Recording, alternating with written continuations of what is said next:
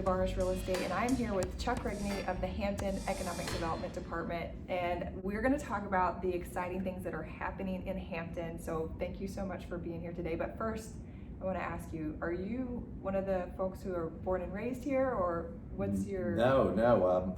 Well, it's been my home since 1969. So my father was a fighter pilot in the Navy. Oh, okay. And so we got transferred here, and he did his last couple of tours of duty, and we wound up staying. And so I went to school in Norfolk and then Old Dominion University. So and raised my family here. So I definitely have called Hampton Roads and this area my home, but lived all over the place.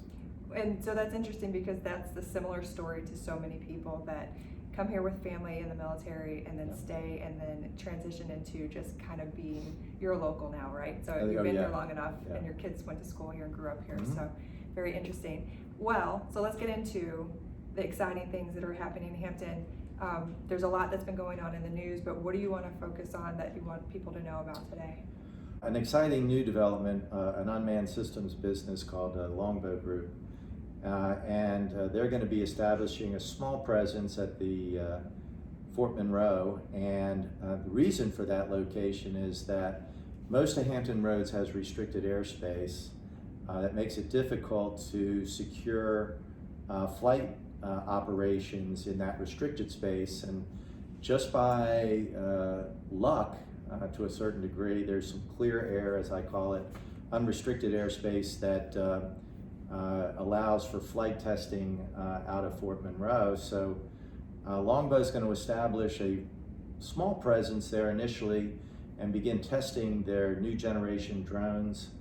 And then what we hope to have is a much larger presence with an educational center, training center, and a technology that is unmanned systems center of excellence in a renovated bowling alley over there, former bowling alley. Yeah. So very exciting, and we're also working with another company, Advanced Aircraft, that has a different kind of drone technology business, and we hope to have them flying very soon at another location in Hampton where there's a little bit of clear air as well. And it's because we really think that the entire region here, there's some great things going on in the drone industry in Virginia Beach. We're working with our friends in York County on unmanned systems training and development center there as well. So Hampton Roads should really own that technology, given that we've got all the military assets and NASA Langley really kicking out some tremendous new technology in that area. So we're really pleased to have Longbow coming in.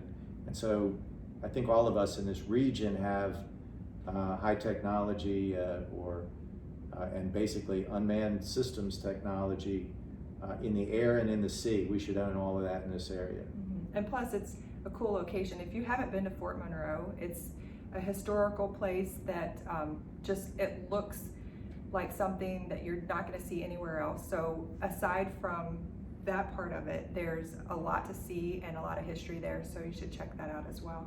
Yeah, in fact, just maybe to put in a plug for the Fort Monroe Authority, and this was a closed Army facility and a historic fort that has a casemate museum, and it's some of the coolest property that you're going to see in the United States. And they're working on some plans to bring in some exciting new economic development there too. So I would say that it might be good to get with Glenn Oder, the guy running Fort Monroe, and talk to him about some of the exciting things that he's got going on too. Yeah. Separate from the city, but in conjunction with us. All right, okay, very good to know. And there is an article out about Longbow that does have a little bit more information, so I'll put that in the comments so that you can see exactly where to reference that. So you also were telling me about this, and it has the Virginia Tech logo. So what is going on here? So very exciting. The Virginia Tech Foundation has been working with the city on the development of a new building for their aquaculture research center in our downtown, right near the Air and Space Museum on our waterfront. So we're very excited to have been working with the Tech Foundation for this new building, and we're hoping it will be under construction very, very shortly. And the world-class research that is going on in that facility is really unmatched, and it really kind of is also going to then attract those kind of major world-class researchers to come here into our region, and in particular into Hampton, and check out what we're doing. And it's a very collaborative kind of place, and very exciting. And again, it's to have this kind of helping us begin to transform our waterfront. We always want to have a little bit of a working waterfront, because we have some really major seafood industry down here with Amory Seafood and Graham and Rollins and Russ Seafood. So we're always going to want to have that, but we're also going to redo our waterfront, make it more user-friendly, and try to attract the kinds of things that like the Virginia Tech Foundation is doing. And we think it really goes well with our Air and Space Museum. And so we're really excited that we're on top of the beginning of construction on that facility as well. So you think that where they can start construction this year, or is it something that is just down the line for 2021? No, we're very hopeful that they can get underway this year. Okay. Still buttoning up a couple little things, but it's been something that's been worked on diligently by a couple of my team members, as well as the Virginia Tech Foundation, for quite a while, and we're very happy that I think we're finally in a place where dotting the I and crossing the T's will be underway this year. And who's doing the construction? Is that settled? That will be something that's up to the Virginia Tech Foundation. Okay, so they're going to be Yeah. making that decision. All right, cool. And so we can put these renderings or something that we can share with everybody too whenever Sure. we're done? Okay, fantastic. And what street will this be on? It's right on Rudd Lane and Okay. King Street, which is right directly behind the NASA Visitor Center, the Air and Okay. Space Museum. Great. And then next, you were mentioning an even bigger, well, I think it's bigger, like at It least is. in size and, It's very exciting, Okay. a really good collaboration. WVS, which is a terrific developer, they did Rockets Landing in Richmond. They've done a lot of development up in Northern Virginia. And in working with a local architectural firm here, a lot of people know Earl Saunders, so Saunders and Krause, in partnership with WVS and in partnership with the city on land that we own in our downtown. The phase one of a multi-phase development is getting ready to get underway as well. And it will be a development that will be 5 stories. And again, this will be on Settlers Landing Road, directly across from the Air and Space Museum and our hotel. And it will have 12,000 square feet of commercial space, and then 4 levels of apartments above that. About a $29.5 million phase 1 development investment. So we have, as a city, entered into an agreement with WVS on multiple locations in our downtown to include this phase 1, and then they'll follow quickly with for sale townhome developments and other parcels that we have contracted with them for in our downtown, some additional apartments, and so it's going to be a multi-year, multi-millions of dollars of opportunity for us. They do a quality project, and we're really excited to be partnered up with them as well. So, and we're hoping to get them underway very, very shortly, again this year. so what about parking for that particular, is there gonna be a parking garage or street parking? Well, we're fortunate to a certain degree that we have a deck that was not really highly utilized to its full extent, and that's our Settlers Landing parking garage. And so that, working with us to get parking credits for being able to park in that garage, as well as having some on-site interior courtyard public parking that will be available on-site as well for residents and guests. So between the two, until the time comes in the next phase of developments where Hampton is going to have to start looking at things, as did Virginia Beach's town center and as downtown Norfolk has done, we're going to be needing to look at what does parking look like in Hampton in the future? Well, It's kind of denser development, probably decks and those kinds of things. the hope is, and I think a lot of for millennials and Gen Z, that generation is thinking maybe we can do away with cars somehow, and so it won't be an issue in the future, and like figure that out. No, I think that's it. You know, we want to have places where walkability and more sensitivity to our environment, and obviously that is something that Hampton is really, you know, we have so much waterfront and we take advantage of our waterways and our recreational aspects, but we take that environmental stewardship pretty seriously. So our goal is to create a livable, walkable environment in downtown Hampton where you can, you know, work, play, and live, and really have some amazing attractions and access to our waterways, all right in a walkable area. So that's a really good point. Yeah, perfect. Yeah. We'll see, keep our fingers crossed for that type of, Yeah. that people will want to move away from, and that they'll see the value in, you know, helping the environment as well in that aspect. So, well, I'd like to kind of touch on, we've got the folks in Richmond and DC who are in places that it's a lot more expensive to live and work and all Right. those things. And so I think the location of Hampton is phenomenal for businesses who are maybe looking at trying to get out of those higher priced areas and be closer to, and be in part of Hampton Roads, closer to the beach, but not have to go through the tunnel every day to work down there on the south side. Right. So can you Tunnel's speak to going to that? get better. It's just going to take a little, Right. little bit of pain to get there. So what do you see as like the biggest selling point for Hampton for those Well, folks? It is our central location and the cost of operations. I mean, I think the region in general makes a really good argument in that regard, and certainly Hampton does as well. But you know, if you were to look at the cost of living and the cost of operations as the areas to the north of us really densify up and down the East Coast, where it does cost more to run your company, and it does cost more for a house. We have the ability to provide both within a striking distance of some of the other major metropolitan areas. So I think we make a really good case, both as a region and as a city, to attract companies that want to save some money.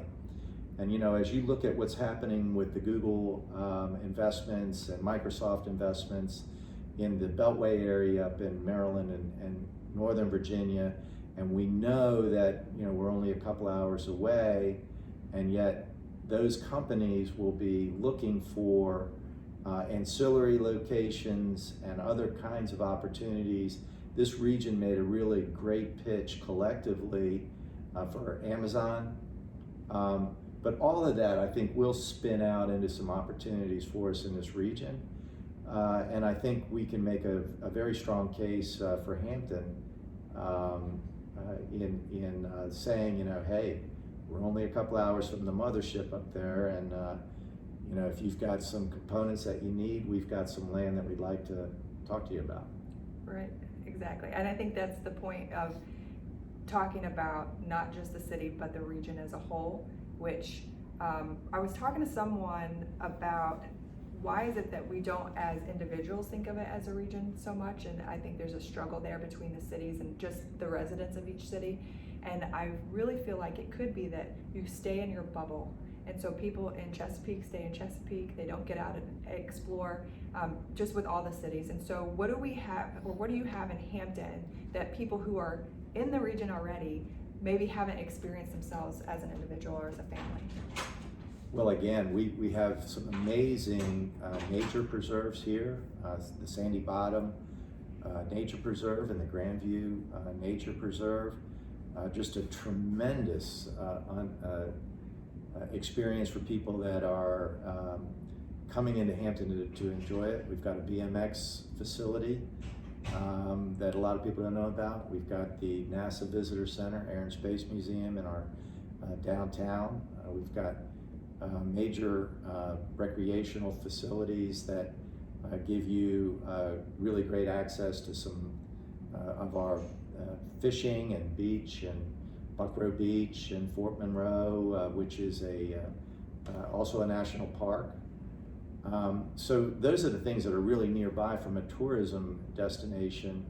But getting back to the regional component, one of the things I'm very excited about that's going on in our region and kind of began over here on the peninsula is the Eastern Virginia Regional Infrastructure Financing Authority. And that group, we call it RIFA. Okay. That group is a collection of communities, both counties and cities, that are interested in helping each other achieve economic development projects that may not be capable of being achieved if it's just the one locality having to finance it. So with this, you can invest in these projects that may be in York County, maybe they're in Newport News, maybe they're in Isle of Wight, maybe they're in Hampton. But if the project is such that people want to put and contribute some of that locality's money and you get a percentage in return for that, I've always said that when you begin to share the money in economic development, regionalism can really occur. Companies don't see the boundary lines, but our tax base does. Mm-hmm. So I think it really is a major step forward, and the cities and counties on the peninsula, joined now by Chesapeake and Isle of Wight and other communities on the south side, are really looking at joining up through this organization to contribute. You don't have to, but if you join us, we can contribute to one another's projects and make great things happen that we might not otherwise be able to do. That is fantastic information, and I wasn't familiar with that. So that's new. Yeah, okay. And so as of how? Well, we formed it last year. Okay. We're working on a couple of things that have some promise. One in York County, and some other things that I think from the things that are really big vision kind of opportunities that none of us individually can pull off, but collectively we can do. And when you're sharing the money, it's a pretty good thing. Yeah, goes a lot further for sure. Yeah, and it's really a terrifically exciting step forward. I'd also put in a plug for the new alliance, what was the Hampton Roads Economic Development Alliance, now the Alliance, 757 Alliance, run by Doug Smith. It's got new legs, new energy, new private and public investment, and I think they're really kind of muscling up and really kind of going to help us all as well. So regionally, I feel better about the region than I have in quite a long time. That's fantastic news. And Chuck, thank you so much again. I really appreciate your time. I know you're a very busy person, and I appreciate meeting in person because we are coming off of everybody getting back into their offices after the quarantine and everything. So this is an exciting time to be able to get back into it and get back to work. Well, thank you for coming over, and I look forward to working with you and my friends at Divaris and really making some new things happen. We have some other places that we didn't even get to, the Hampton Roads Center North, which is now a Tier 4 site, ready to go, shovel ready, 200 acres, fantastic location out there by NASA Langley, and so we got some real opportunities to work together on. Well, we'll have to do episode number 2. Yeah, round 2. That'd be great. Thank you so much. Thank you. Yeah, absolutely.